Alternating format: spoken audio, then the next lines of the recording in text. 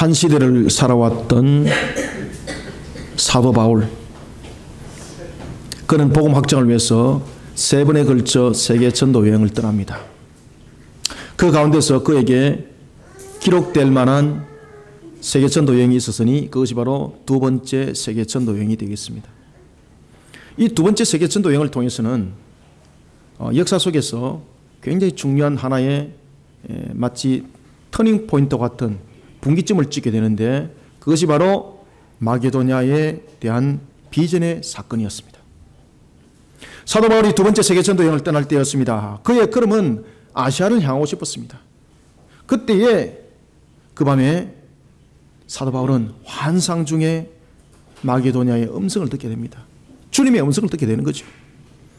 그는 비두니아를 가고 싶었는데, 아시아를 향하여서 가고 싶었는데, 그에게 들려졌던 것은 아시아가 아니라 마게도냐로 오라는 것이었습니다. 만약에 사도 바울이 예수를 닮은 모습이 아니었다면 그는 마게도냐를 간 것이 아니라 비두니아를 갔었을 것입니다. 여러분들이 잘 아시는 것처럼 사도 바울은 다메섹을 통하여 예수를 닮은 모습이 되고, 그리고 그는 예수의 닮은 모습 속에서 그는 새롭게 만들어지는 아라비아의 3년 반의 주님으로부터 가르침이 있었던 그런 예수의 모판이 됐던 그는 주님의 음성에 누구보다 민감했습니다. 그런 그가 환상 중에 비두니아가 아니라 마게도냐로 가라는 그 음성에 그는 순종을 하는 겁니다. 그의 육신은 비두니아를 가고 싶은데 성령께서 마게도냐를 가라 그러니까 그의 모습은 마게도냐를 가는 겁니다.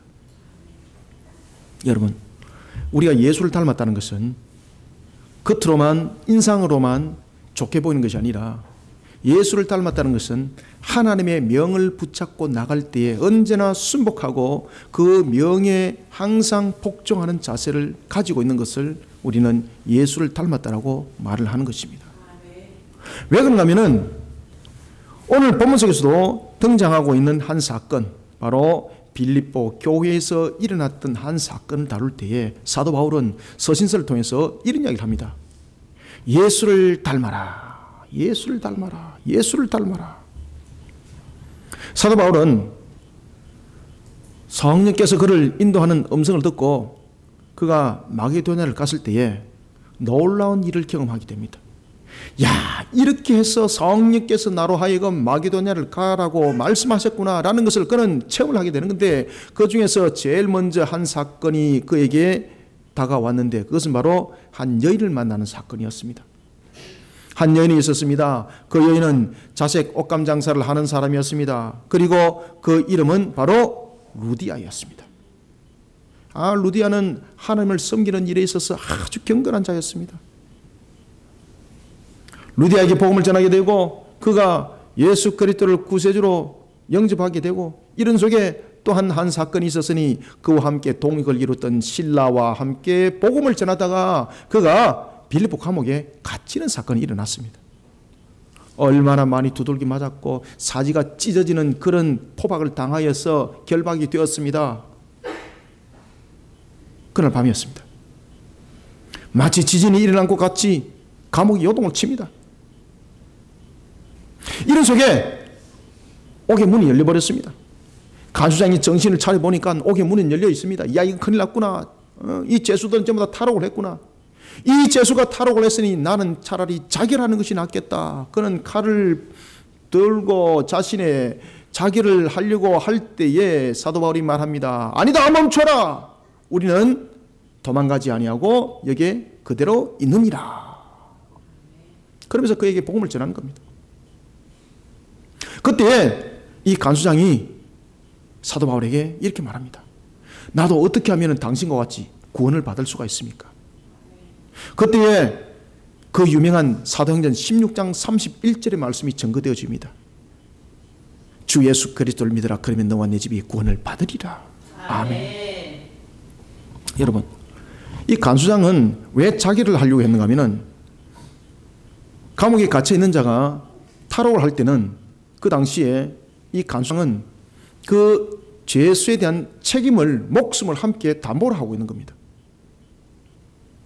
따라서 옥이 분명히 문이 잠겨 있는데 그가 문이 열려서 탈옥을 했다는 것은 간수장과 서로 간에 결탁을 가지지 아니하고는 탈옥을 할 수 없다는 거죠. 따라서 간수장은 자신이 맡은 죄수가 탈옥을 하게 되면은 그는 두 가지의 형벌을 취하게 됩니다. 첫 번째는 죽음이었습니다. 그러면은 두 번째는 자신의 가족들은 전부 다 노예로 팔려가는 겁니다. 그러면은 간수장은 왜 자기를 선택했는가? 자기를 선택할 수 있는 것은 그에게는 마지막 선택이었습니다. 왜냐하면은 자길이라는 것은 그저 자길이 아니라 자신이 그 옥문이 열린 것을 보고 그가 싸웠다는 거죠. 그래서 죄수는 탈옥했지만 그는 싸우다가 처절히 전사했다. 그러면은 가족들을 보호할 수 있는 측면이 생겼던 것입니다. 뿐만 아니라 그는 간수장은 그 죄수와 함께 싸우다가 죽었으니 그 목숨은 보상을 받는 겁니다. 그래서 간수장이 자기를 선택했던 겁니다. 그때에 사도 바울이 그를 멈추게 하였고 그러면서 그에게 복음을 전하였고 그리고 간수장은 나도 어찌하면 당신처럼 구원을 받을 수 있습니까? 라고 했을 때에 바로 그 유명한 사도행전 16장 31절의 말씀이 전거되었던 것입니다. 이러면서 빌립보 교회가 세워집니다. 루디아를 중심으로 그리고 또한 빌립보 감옥의 간수장 가족들의 중심으로 가정교회가 세워지기 시작합니다. 이것이 바로 빌립보 교회였습니다. 그런데 이런 빌립보 교회가 처음과 모습이 달라지기 시작합니다. 처음에는 여러분들이 잘 아시는 것처럼 이 빌립보 교회는 루디아라는 한 여인을 통해서 가정교회들이 세워질 때에 이 루디아는 얼마나 신앙심이 특출한지 그는 정말로 그 얼굴을 봐도 그의 행실을 봐도 정말로 오직 보이는 것은 주님밖에 예수님밖에 보이지 않는다고 말할 정도였습니다. 그러니 빌립보 교회가 얼마나 예수를 닮은 모습을 하고 있는지 모릅니다. 그런가 하면 간수장을 통해서 세워졌던 또한 빌립보 교회의 가정교회 정말로 그는 사도 바울을 만났고 그 속에 예수가 어떤 분이라는 것을 알고 교회의 모습은 정말로 예수를 닮은 그 모습 그대로였습니다. 그런데 이런 교회에 문제가 생기기 시작했습니다. 어떤 문제가 생기기 시작했는가 하면 그 당시에 아주 교회를 괴롭혔던 한 세력 가운데서 이단 세력이 있었는데 두 세력이 있었습니다. 하나는 영지주의적 그리고 또 하나는 유대 율법주의적 기독론과 구원론을 가지고 있는 세력들이었습니다. 이들이 빌립보 교회 또한 함께 무너뜨리기 시작했습니다. 예수를 닮은 교회로 출발했던 빌립보 교회가 율법주의적 사고를 가진 자들에 의해서 교회가 어려움에 봉착하게 된 겁니다. 사도 바울은 구원의 완성을 이루기 위해 빌립보 교회 성도들 향하여서 다음과 같이 서신서를 씁니다. 예수를 닮은 바른 신앙과 삶으로 살아가십시오. 이것이 여러분 빌립보 서신입니다. 거짓된 자들의 가르침 속에 쏘가 넘어가지 말고 신앙의 바른 걸음을 걸으십시오. 여러분, 우리는 종말의 시대를 살아가고 있습니다. 이제 얼마 남지 않아서 주님께서 이 땅의 악을 심판하기 위해서 재림하십니다. 우리는 그날이 속히 임하도록 힘쓰는 교회가 되어야 되는데 이것이 인본적으로 되지 않는다는 겁니다. 우리는 이 땅에 주님이 속히 재림하는 그날을 그 끝을 준비하는 교회가 되기 위해서는 무엇보다도 예수를 닮은 교회가 되어야 합니다. 어떤 이단들은 자신이 예수라는 거죠.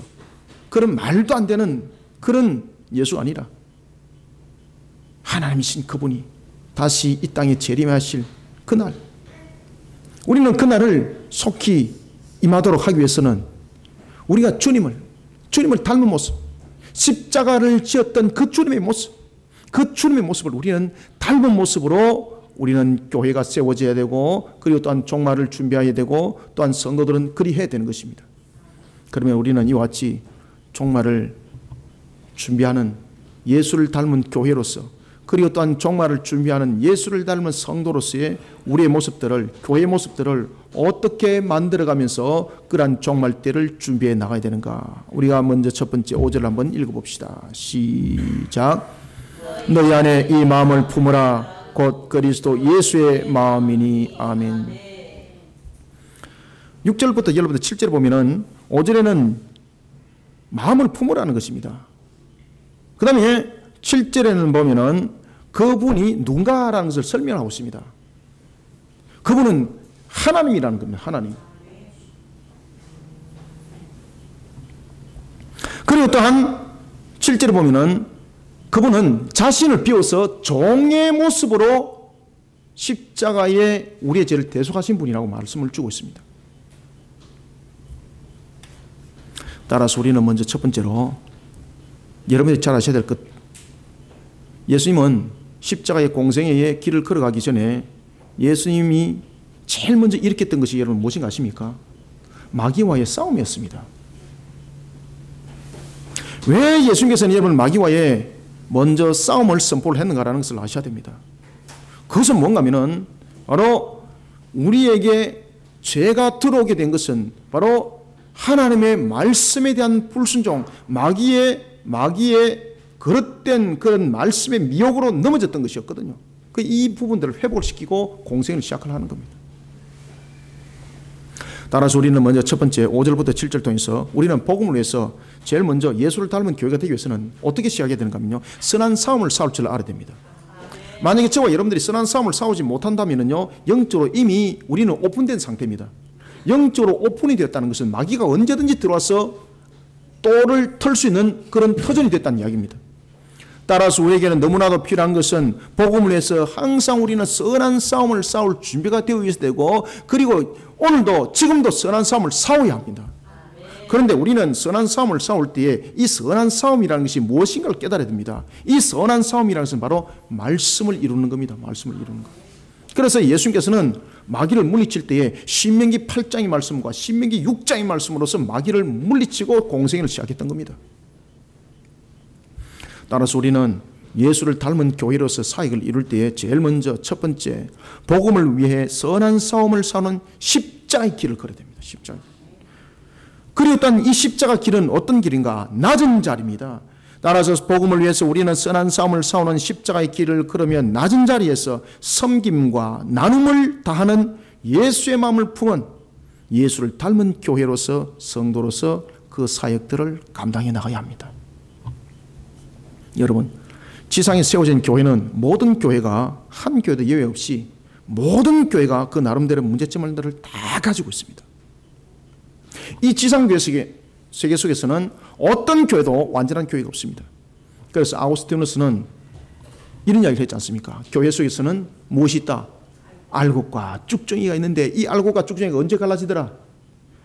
주님께서 오셔서 마지막에 낫을 들고 휘두를 때에, 요한계시록은 말하고 있습니다. 마지막에 낫을 들고 휘두를 때에 두 가지 낫이다. 첫 번째는 마지막 택한 백성을 불러 모으는 일곱 번째 나팔 재앙의 환란의 그런 택한 백성을 불러 모으는 낫이고, 두 번째는 심판의 재앙의 낫이다.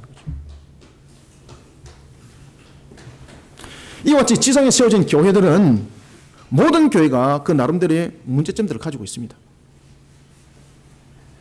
자색 옷감 장사했던 루디아를 중심으로 세워졌던 빌립보 교회 또한 그러했습니다. 그 당시에 이 빌립보 교회가 루디아를 중심으로 세웠던 교회가 되다 보니까 여자들이 중심인 세력을 형성했습니다. 또한 그러다 보니까 이 재정적인 측면에서도 교회 재정이 대부분 여성들의 손을 통해서 재정이 수급이 되었습니다. 그러면은 누구 목소리가 많이 올라갈까요? 그렇죠. 맞습니다. 이래 가지고 이제 난리가 난 겁니다. 처음에는 얼마나 예수를 닮은 모습인지 몰랐습니다. 얼마나 서로 헌신하고 얼마나 서로 섬긴지 모르겠습니다. 그러다가 나중에 서서히 이것이 변화되기 시작하는데 사람의 목소리가 등장하기 시작했습니다. 그 대표적인 예가 바로 빌립보서 4장 2절에 나옵니다. 빌립보서 4장 2절 한번 보십시오. 여자들이 난리를 치는 겁니다. 그래서 사도 바울이 뭐라고 말하는가 하면은, 유오디아야, 순두개야, 싸우지 말고 하나가 되라. 아시겠습니까? 처음에는 예수를 닮은 모습으로 서로 하나가 됐는데 나중에는 예수를 닮은 모습이 등장하지 아니하고 사람이 등장하기 시작하니까 교회가 깨어지는 역사가 나타났습니다. 마귀가 역사한 거죠. 각자 잘난 모습 속에 갈라진 겁니다. 여러분, 성도란 무엇입니까? 성도는 자기 주장을 일삼고 자기 만족을 채우기 위한 존재자가 아닙니다.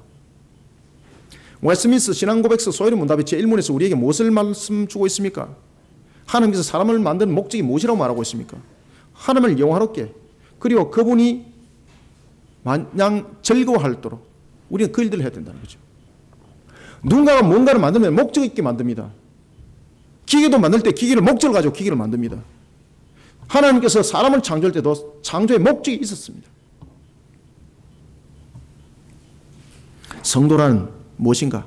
자기 주장과 자기 만족을 채우기 위해서 존재하는 존재가 아닙니다. 그러면 성도라는 것은 무엇인가? 성도라는 것은 그리스도를 본받아 살아가는 자, 그것이 바로 성도인 겁니다. 그러면 교회는 무엇인가?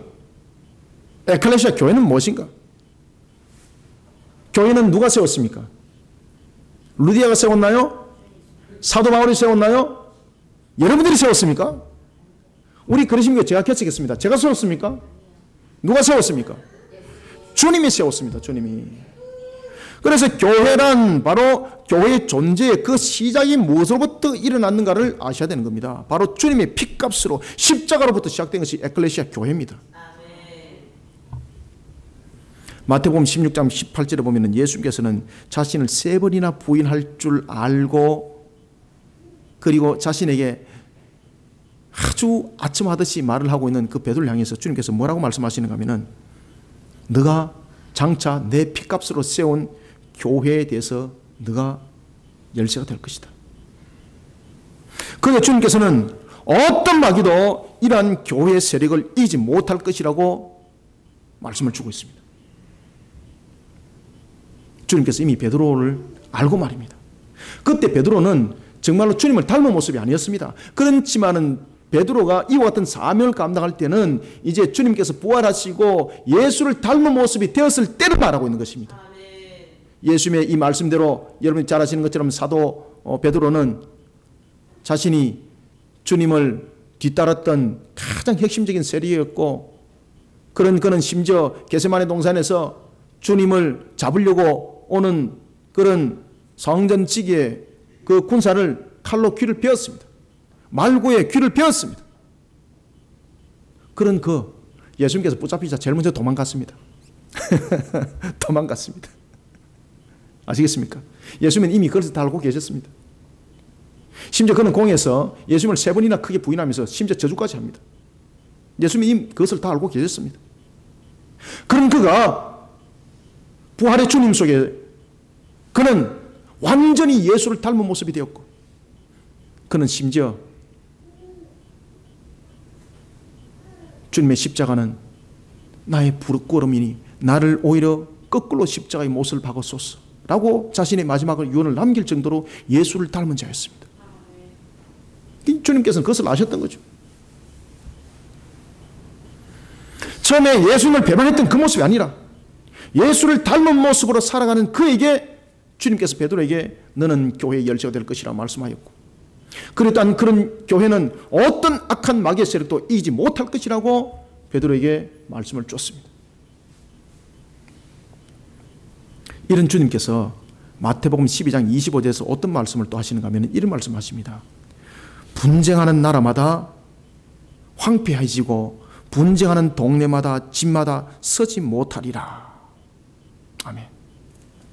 여러분, 교회 공동체를 무너뜨리려고 하고 있고, 또한 성도들의 가정의 공동체를 무너뜨릴 때에 제일 먼저 일어난 것 가운데서 하나가 뭔가 하면 분쟁입니다. 분쟁.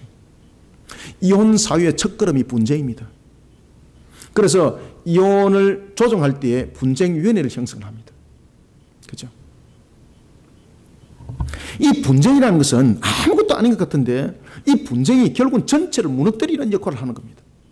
그러니까 마귀가 이 분쟁이라는 도구를 사용을 하는 겁니다. 이단들이 여러분들 현혹할 때도 똑같습니다. 이 무기를 사용합니다. 아주 이런 무기를 잘 사용을 하는 거죠. 하나님이 나중에 용서치 않습니다. 이단들은 이렇게 말합니다. 우리가 정의의 사도다. 나중에 유황불모 속에 심판받을 때에 너희들은 이 말씀을 깨달을 것이다. 하나님이 강력하게 심판합니다. 용서치 않습니다. 분쟁하는 나라마다, 분쟁하는 동네마다, 그 분쟁하는 집마다 서지 못합니다. 이 분쟁은 누가 일으키는가? 바로 마귀의 세력입니다. 이 분쟁을 일으킨 세력 하나님께서 용서하지 않습니다. 반드시 처단합니다. 하나님께서. 어디 예수의 피값으로 세운 교회를 흔드냐 말입니다. 겁도 없이. 주님께서 뭐라고 말씀하셨습니까? 어떤 세력도 마태복음 16장 18절 교회를 이길 수 없다고 말씀했습니다. 이단들이 교회를 이기는 것 같이 보입니까? 나중에 하나님께서 그를 유황불못에서 반드시 심판하십니다. 사지를 찢어 놓습니다.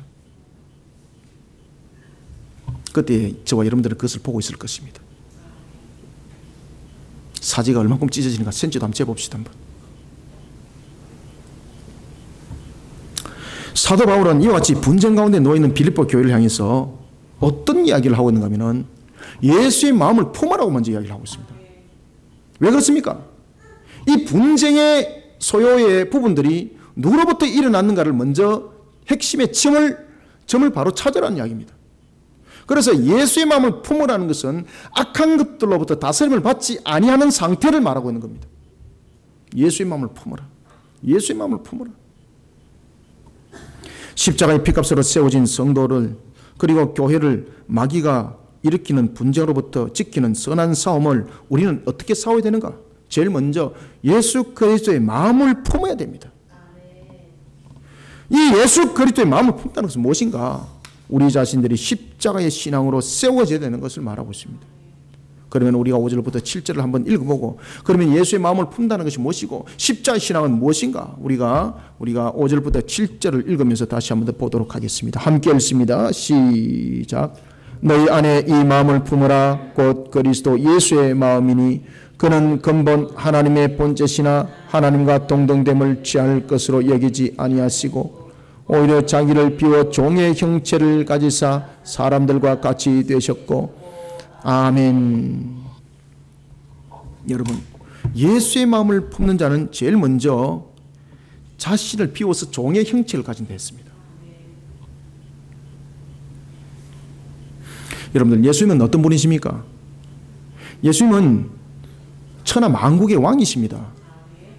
예수님은 신인 양성의 위계적 연합으로 이 땅에 오셨지만은 예수님은 우리와 같은 그런 인간이 아닙니다. 여러분 죄송합니다만은 사람은 신이 될 수 없습니다. 신성이 인성을 취하였다는 것은 예수님이 우리의 구원을 위하여서 일으켰던 유일한 사건으로 끝입니다. 만왕의 왕이신 그분, 그런 주님께서 우리를 구원하기 위해서 자신을 순종하는 종의 자리에 내려놓았습니다. 어떤 분이 말입니까? 만왕의 왕이신 그분이 말입니다.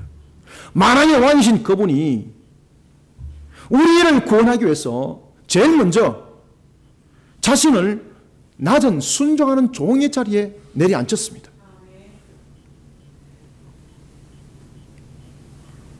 여러분, 교회는 주님의 피값으로 세운 주님의 그 자체입니다.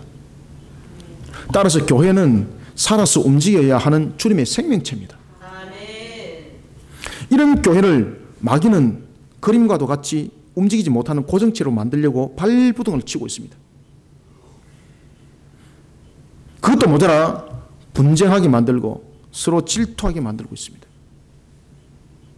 여러분, 교회는 복음을 위해 마귀의 세력과 싸워야 될 전사입니다. 교회가 선한 싸움을 싸우지 않느냐 한다면은, 성도가 선한 싸움을 싸우지 않아야 한다면은 이미 그 값은 끝난 것입니다. 가짜와 똑같습니다. 마귀가 우리를 향하여서 지금도 우리를 침노하려고 덤벼들고 있는데 교회가 그런 마귀를 상대로 싸우지 않는다면 교회는 무너질 수밖에 없습니다. 교회가 마귀를 상대로 십자가의 신앙을 앞세워 선한 싸움을 감당해 나가는 것이 아니라 성도들 간에 서로 싸우는 모습이 되면 그는 끝장나는 겁니다. 주님께서는 교회를 세워서 선한 싸움을 싸우라고 했는데 교회가 성도들끼리 싸우는 겁니다. 지금 빌립보 교회 그렇게 된 겁니다. 누가 싸우도록 만들었습니까? 그렇죠, 마귀가. 누가 서로 미워하도록 만들었습니까? 마귀가 그렇게 만드는 겁니다. 사랑하는 성도 여러분, 교회는 복음을 위해 십자가의 길을 걸어야 교회입니다. 아멘. 교회는 복음을 위해서 선한 싸움을 싸우는 전사가 되어야 교회입니다. 아멘. 그런데 이 선한 싸움은 총과 칼과 그리고 폭력과 권력으로 싸우는 것이 아닙니다. 말씀의 선한 싸움을 싸워야 합니다. 교회는 말씀의 선한 싸움을 싸울 때 두 가지가 필수 조건이 되어야 합니다. 첫 번째는 주님의 마음과 하나를 이루는 사역을 펼쳐나가야 합니다. 말씀의 사역을 이룰 때도. 말씀 가지고 선한 싸움을 싸울 때도 제일 먼저 우리의 필수적인 것은 내가 가지고 있는 지식의 말씀 갖고 싸우면 백전백패당합니다. 먼저 중요한 것은 주님의 마음과 하나를 이루어서 말씀의 사역을 이루어야 됩니다. 그래야만 그것이 선한 사역이 되고 선한 싸움이 되는 겁니다. 예수님은 우리의 구원을 위해서 자신을 십자가에서 죽이기까지 했습니다. 교회는 세상을 위해서 죽어야 합니다. 우리가 주님의 이름으로 선한 싸움을 싸울 때 우리의 먼저 조건은 우리가 세상을 위해서 죽을 준비가 되어 있어야 됩니다. 세상을 위해서 죽을 준비가 되어 있어야 됩니다. 교회가 죽어야 세상이 삽니다. 그것이 피값입니다. 교회는 기업이 아닙니다. 교회는 흘려보내는 곳입니다.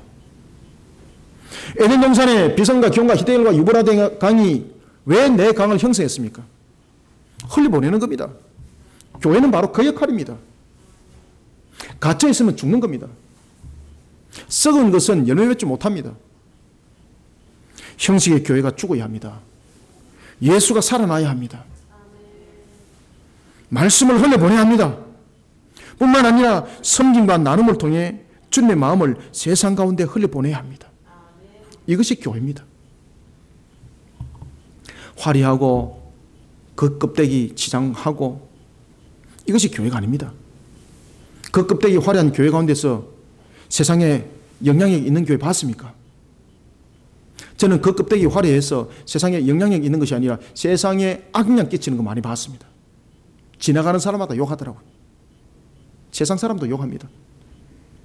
주님도 여러분들 보시면은 성전을 엎을 때에 성전의 화려함을 가지고 성전이 잘못된 것을 가지고 성전을 엎었습니다. 우리는 교회는 세상을 살리는 일에 사력을 다하는 선한 싸움을 싸워야 그것이 교회입니다. 사랑하는 성도 여러분, 우리는 예수의 마음을 품은 예수를 닮은 교회로 우리는 이 사역을 감당하는 거리심 교회 성도가 되기를 소망합니다. 우리는 두 번째, 어떻게 예수를 닮은 교회가 되어야 되는가? 8절을 한번 읽습니다. 시작. 사람의 모양으로 나타나사 자기를 낮추시고 죽기까지 복종하셨으니 곧 십자가에서 죽으심이라. 아멘. 아멘. 아멘. 죽어야 됩니다. 죽어야 됩니다. 십자가에서 죽어야 됩니다. 그런데 놀랍게도 십자가는 죽으면서 살아난 겁니다. 따라서 우리는 두 번째, 어떻게 예수를 닮은 교회로서 우리는 2019년을 달려가야 되고 저와 여러분들은 세워져야 되는가 하면요, 십자가 사역 해야 됩니다. 십자가 사역. 다른 거 하면 안 됩니다. 죽어야 삽니다. 목사님, 그렇지요. 죽어야 사니 내가 한번 떨어져 보겠습니다. 이런 마귀 같은 소리 하지 마시고, 이런 마귀 같은 소리 하지 마시고, 그런 말장난 하지 마시고, 그런 말장난 하다가 입이 부르트르동 두드리 맞습니다.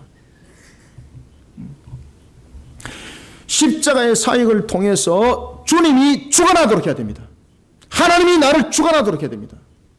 여러분들, 이 8절은 굉장히 중요한 내용입니다. 이 8절은 어디의 내용을 담고 있는가 하면 바로 요한복음 17장을 그대로 담고 있습니다.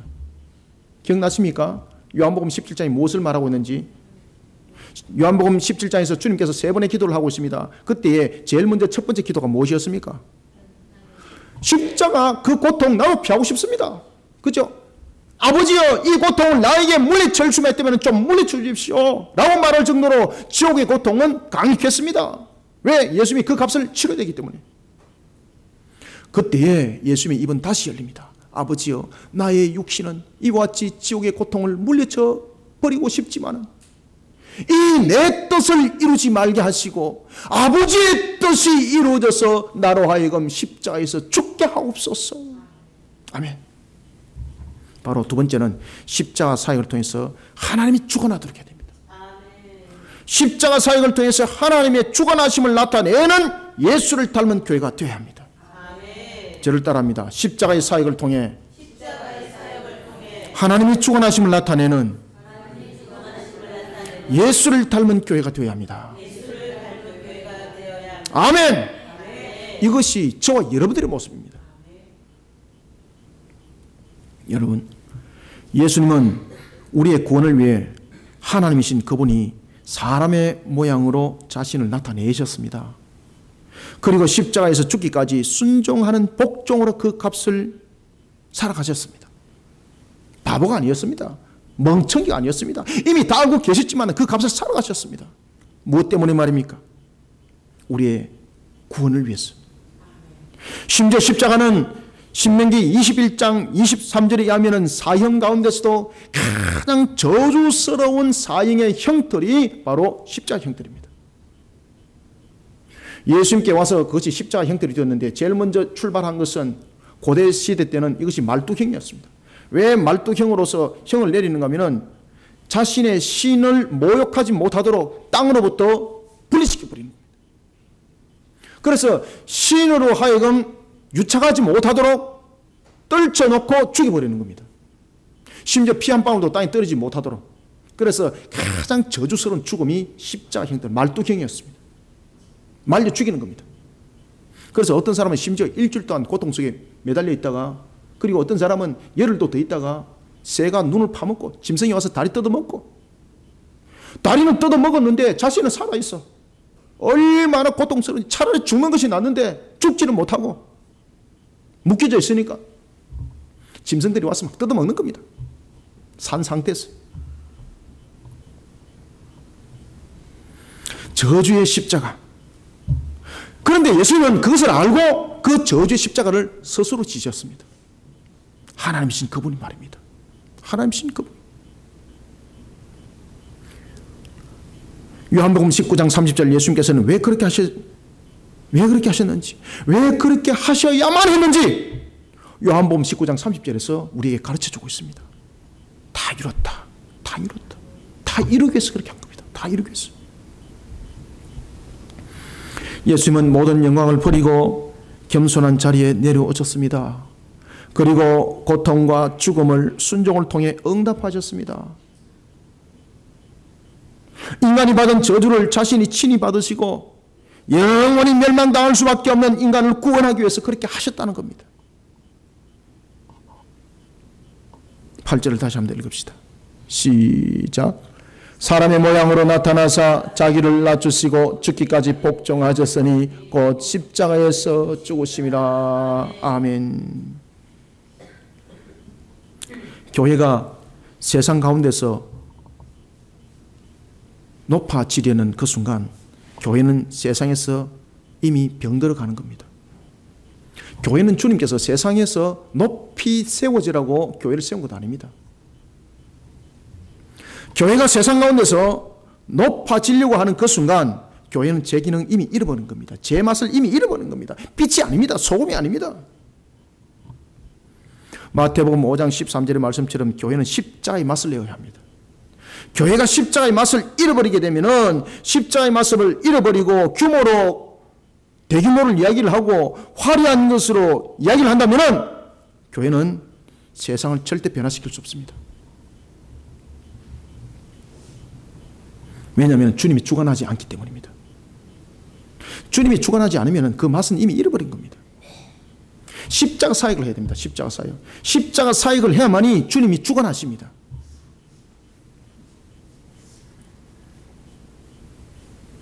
우리는 주님이 주관하시는 사랑과 진실과 의로움, 거룩의 모습으로 살아가는 십자가 사역을 일으켜야 합니다. 십자가 사역을 일으킬 때에 사랑과 진실과 의와 거룩이 바탕이 되어 있는 겁니다.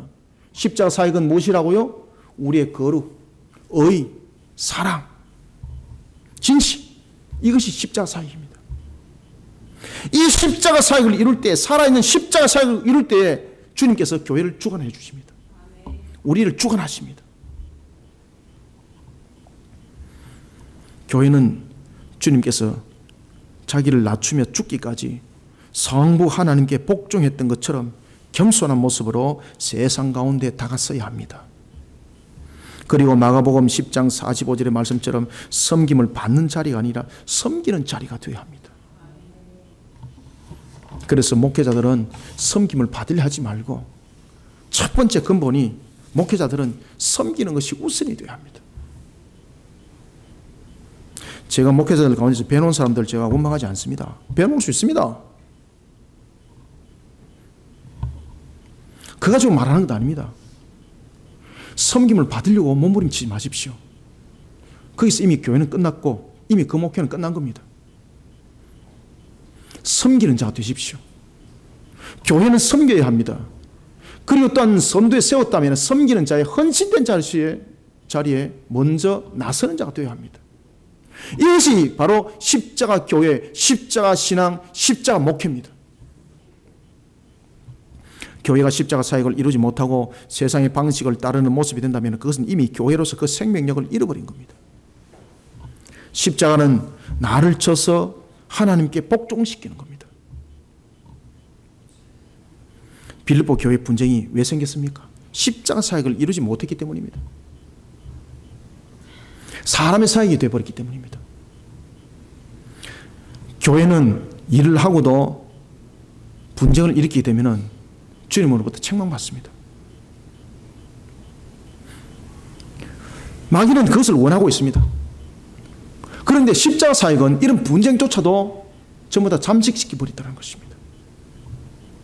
사랑하는 성도 여러분, 교회는 그리고 성도는 높여지기 위해 존재하는 자가 아닙니다. 우리는 위치를 탐하고 명예욕에 달려가는 교회와 성도가 되어서는 안 됩니다. 오늘도 우리는 십자가 사역을 이루어가면서 하나님이 우리를 주관하게 하고 하나님의 주관하심을 나타내는 그런 예수를 닮은 교회 성도가 되기를 소망합니다. 그 다음에 마지막으로 세 번째는 우리가 9절을 한번 읽어보겠습니다. 시작. 이름으로 하나님이 그를 지극히 높여 모든 이름 위에 뛰어난 이름을 주사. 아멘. 마지막으로 우리가 9절부터 11절은 세 번째로 세상을 향해 우리는 예수의 이름을 더 높여 하나님께 영광 돌리는 예수를 닮은 교회 그리고 성도가 되어야 합니다. 지금 제가 두 제 거쳐서 예수를 닮은 성도, 예수를 닮은 교회에 대해서 지금 말씀을 전하고 있습니다. 왜냐하면 우리 그리심교회가 2019년 사역입니다. 이것이. 그래서 우리 그리심교회가 2019년 왜 이와 같은 사역을 하는가를 여러분들이 반드시 깨달으셔야 됩니다.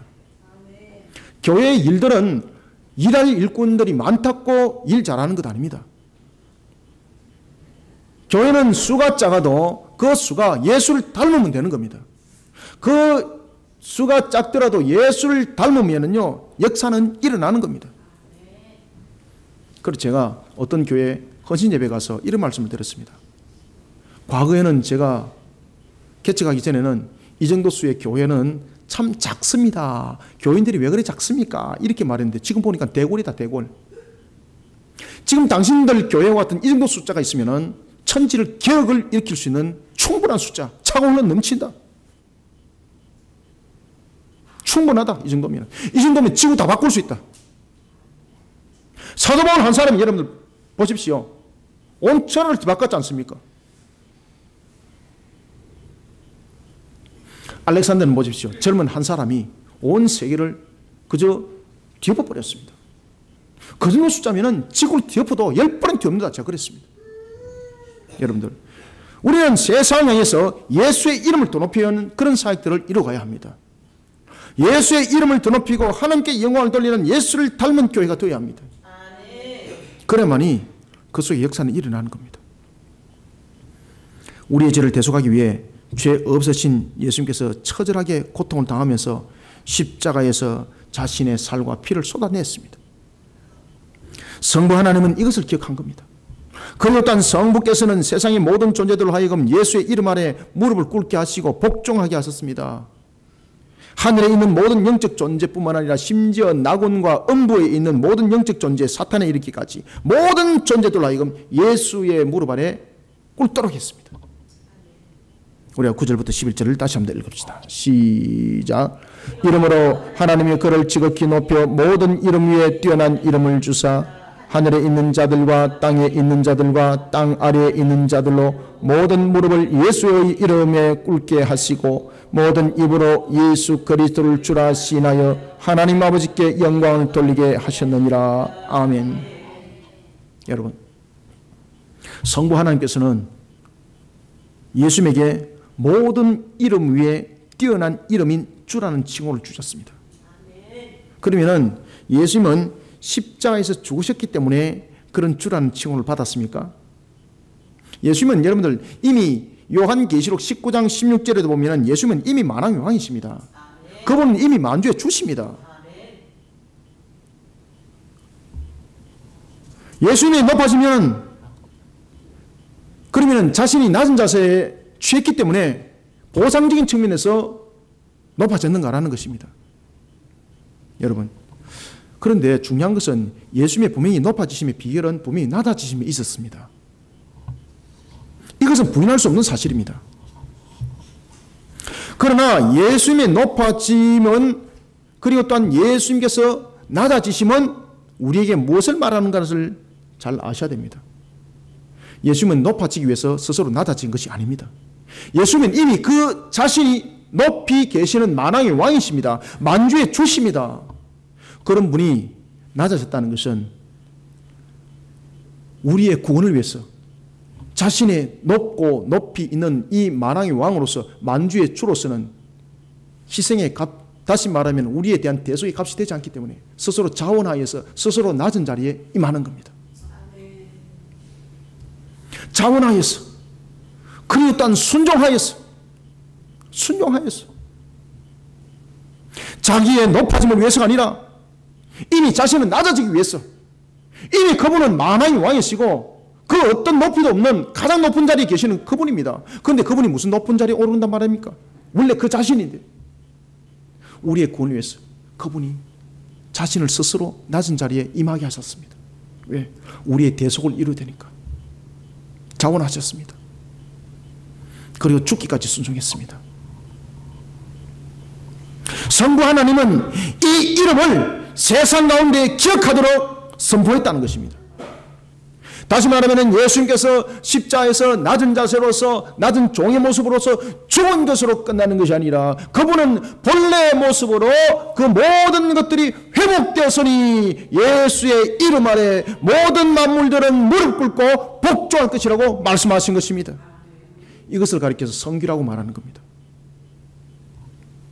사랑하는 성도 여러분, 예수님은 성자 하나님이십니다. 예수님은 누가 높여진다고 높여지시는 분이 아닙니다. 예수님은 시편 138편 6절에 의하면 이미 높은 자리에서 낮은 자를 구별 살펴보는 왕이십니다. 이런 예수님께서 우리의 구원을 위해 스스로 낮은 자리에 임하셨다는 겁니다. 성부 하나님은 이런 예수님의 그 위치가 다시 회복되었음을 우리에게 선포하고 그것을 우리에게 가르쳐 줬으니 바로 모든 만물은 모든 세상은 예수의 무릎 안에 복종할 것이라고 말했던 것은 바로 그것을 말하고 있는 것입니다. 성도는 그리스도가 세상의 주가 되심을 만방에 증거할 때에 오직 우리는 하나님의 나라의 영광만을 바라보고 이 일들을 우리는 감당해야 됩니다. 예수님께서 그렇게 하셨던 것처럼 말입니다. 흑암 속에 갇혀있는 세상을 향해서 우리는 새 생명의 빛을 비춰야 합니다. 그러나 만에 하나라도 만약에 이런 마음을 가졌다면 수도하십시오. 내가 이렇게 했으니 예수님께서 만국의 영광을 받으신 것처럼 나도 그렇게 될 것이야 라고 만약에 여러분들 그런 마음을 품고 일됐다면 여러분들은 우상 숭배자가 되는 겁니다. 이 마음은 하나님과 우리를 오히려 갈라놓는 사탄이 주는 마음이 되는 겁니다. 그러나 여러분들 너무 실망도 하지 마십시오.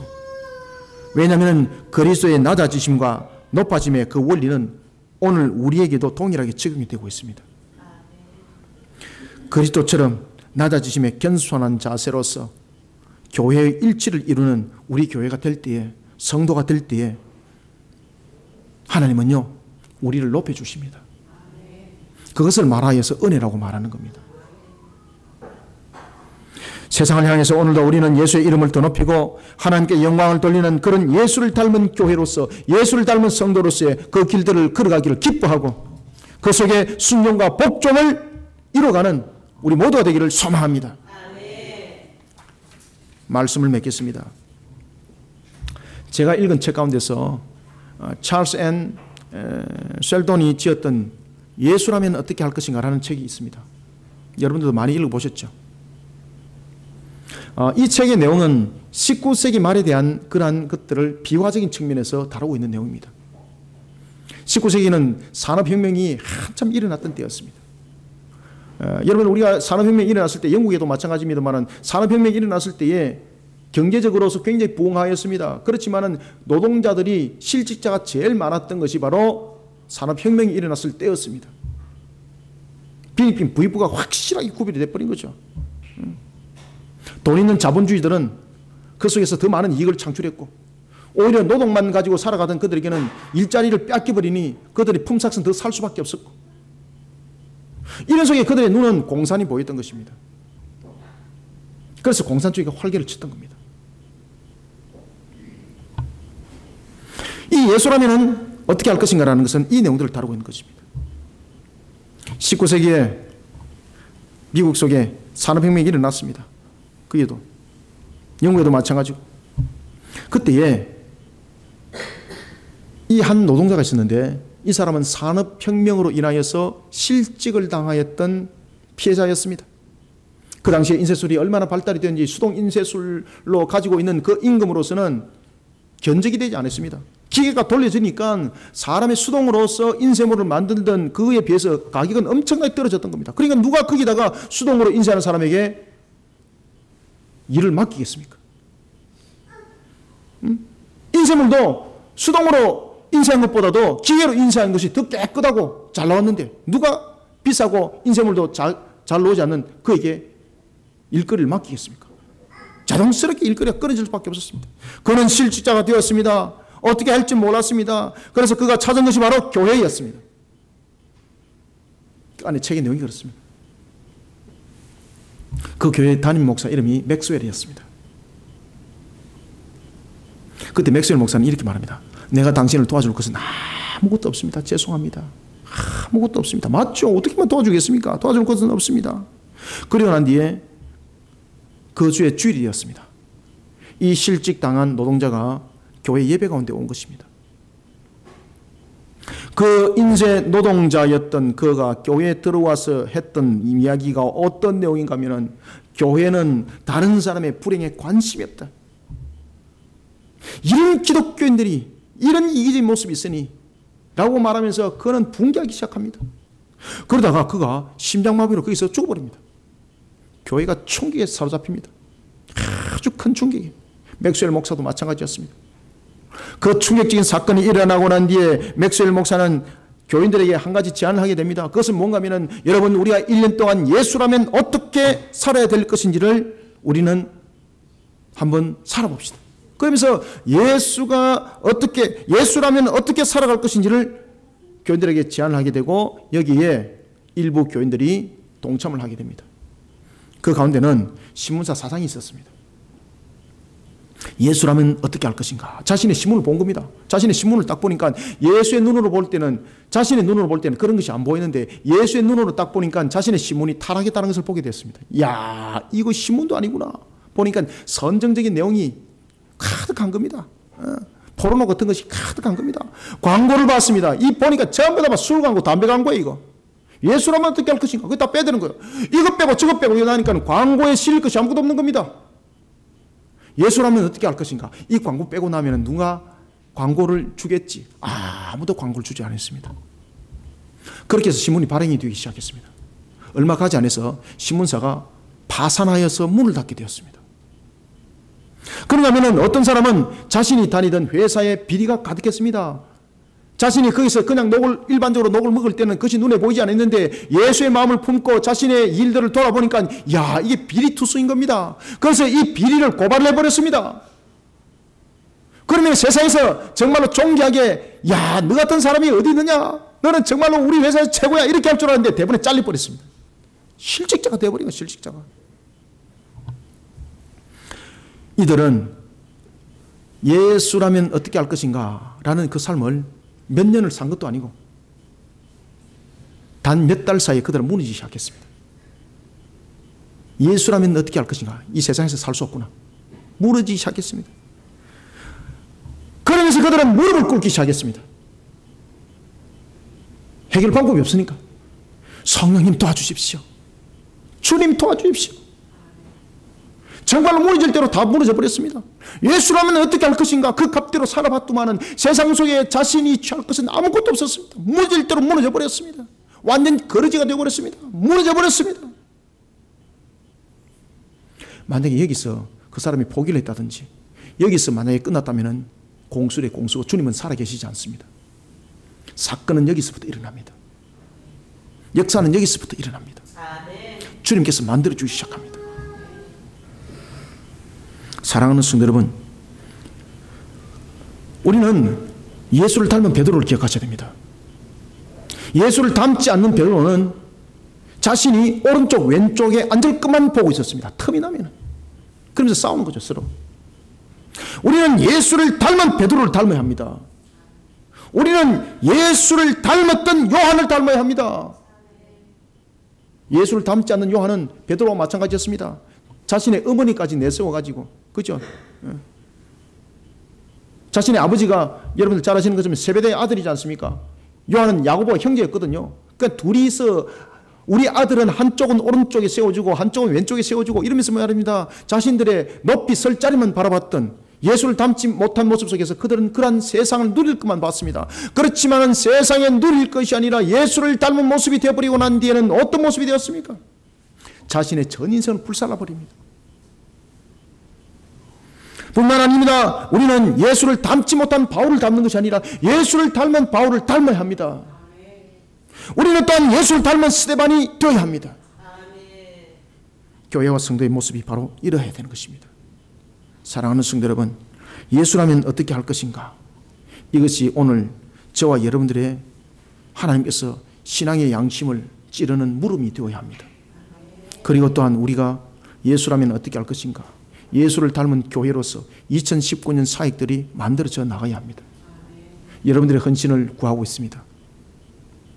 주님께서는 우리를 지금 부르고 있습니다. 예수를 바라보면서 예수를 닮은 바울, 예수를 바라보면서 예수를 닮은 베드로, 예수를 바라보면서 예수를 닮은 요한, 예수를 바라보면서 예수를 닮은 스데반으로 그 사역들을 감당해 나가는 우리 거리심교회 우리 성도들이 되기를 주님의 이름으로 축원합니다. 살아계신 아버지 하나님, 주께서 오늘도 우리에게 은혜를 다하여 주시고 하나님의 나라와 그 영광 위에서 달려가게 하심을 감사드립니다. 눈에는 보이지 않지만 살아계신 하나님을 오늘도 믿음의 눈으로 바라보게 하시고 주의 거룩한 산 역사의 걸음을 걸어갈 때 예수를 닮은 모습으로 걸어가게 하여 주옵소서. 오늘도 우리로 하여금 예수를 닮은 베드로, 예수를 닮은 요한, 예수를 닮은 바울, 예수를 닮은 스데반의 모습들로 세워져 나가기를 원합니다. 살아계신 하나님 아버지, 나의 자존심과 나의 자격 가지고 무엇을 주님의 일을 할 수가 있겠습니까? 오늘도 나를 도말하여 주시고 십자가로만 세워 주시옵소서. 우리 거리심교회 자랑 삼을 것이 무엇이 있겠습니까? 십자가 사역하게 하여 주시옵소서. 오늘도 예수를 닮은 교회로서 오직 주님의 영광만을 위하여 달려가는 그 사역, 그 속에 성령이여 역사해 주시고 그 속에 하나님의 살아계심을 세상 속에 또한 증거할 수 있도록 다만 도와주시옵소서. 이런 속에 우리 성도들 주님의 일을 더욱더 기쁨으로 감당할 수 있도록 우리의 무지함을 아시고 우리의 연약함을 아시고 또한 우리의 연약함뿐만 아니라 무지함뿐만 아니라 아무것도 가진 것이 없는 우리의 모습 속에 오히려 하나님 영광 가리는 것들이 있다면 모든 것을 회복시켜 주님의 영광 오히려 더 높이게 하여 주시고 우리의 모습 속에 나타날 수 있는 것은 모든 것이 오직 하나님의 영광 십자가만이 되게 하여 주시길 원합니다.